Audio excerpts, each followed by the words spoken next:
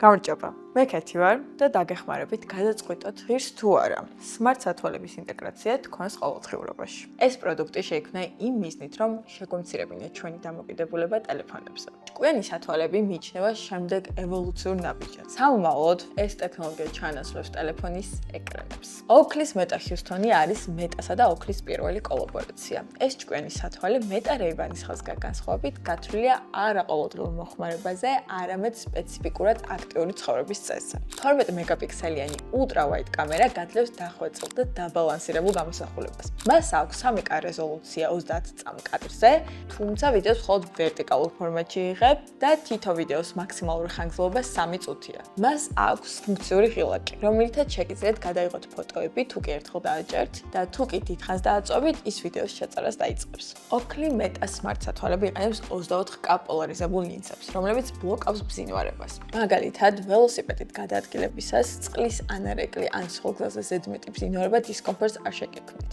ამ ლინზის საშუალებით თქვენ ხედავთ უფრო გამოკვეთილ ფერებს. სათვალე იტანება შესანახი кейსის საშუალებით და ფაქტობრივად кейსი powerbank-ის ფუნქციას ასრულებს. Team Meta Ray-Ban-ი თუ Team Oakley ხართ, არ აქვს მნიშვნელობა. ორივე შემთხვევაში Meta-ს ჭკვიანი სათვალეებს უნდა მოაკითხოთ Zoom-ში. კარგად!